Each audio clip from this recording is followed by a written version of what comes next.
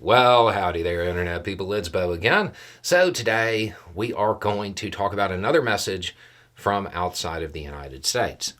And I have to admit, I'm loving these right now because there is nothing that is more effective at making you realize exactly how bizarre your own internal politics are in your country than commentary from outside of it.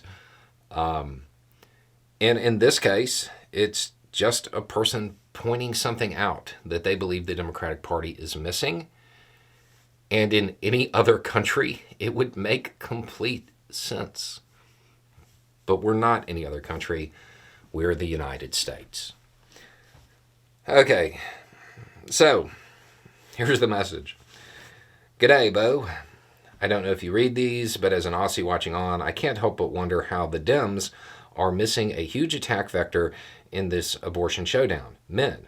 There are going to be a lot of young men becoming fathers who had no intention of doing so, and will see their intended futures jeopardized, particularly if Democrats start making noise about paternal tests, so the state is not responsible for children that fathers should be paying for. I imagine a lot of Republican daddies have paid for quiet abortions over the years as their golden boys got some unfortunate girl pregnant and put the family name in jeopardy. Dems need to get their stuff together. The world is in enough trouble without 4 more years of Trump and a truly insane Republican Party. That is a completely logical argument. It's a completely normal thought process and something that would be important to bring up anywhere else. The United States was founded by religious fanatics. Because of that, there is still a lot of, I don't know, somebody's going to say pilgrims, potato, potato. Because of that, there's still a lot of holdover. Here's something that I don't know that a lot of people know, particularly those outside of the United States. Roe was decided in 1973. Okay. In 1965 and 1972, just a year before, those are the 2 cases that protect birth control. At the time Roe was decided, the United States still viewed that as an incredibly controversial topic. And in many places, it still is. The pill, birth control. Because of that, and because of those 2 debates kind of kicking off in earnest at the same time, around the same time anyway, the idea of using abortion for birth control has been the subject of a lot of rhetoric for a very long time. If the Democratic Party was to suggest that, well, if you do this, then it can be used for birth control, and it will help, little Jimmy, they would be demonized in the United States because people would fall back on rhetoric that they have heard for most of their life, and they would succumb to peer pressure from dead people, talking points from the 70s.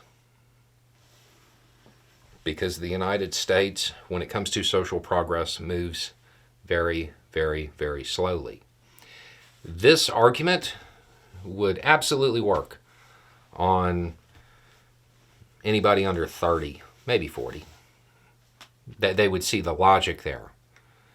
But the older demographics, that's taboo. Using that procedure for birth control is taboo. And I know that doesn't make any sense, but that's the reason. Because the talking points of the Republican Party are so dated that it's you have to think half a century behind to really be able to understand what the Republican Party is going to say. And for whatever reason, that rhetoric, it sticks.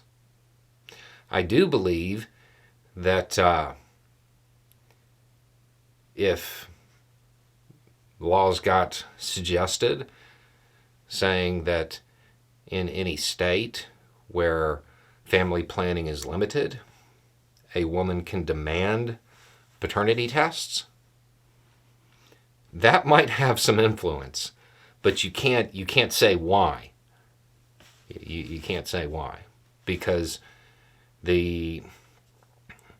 those people who often talk about family values, they don't necessarily want that child support payment. That might work, but you can't link the two politically, because again, it's peer pressure from dead people. Anyway, it's just a thought. Y'all have a good day.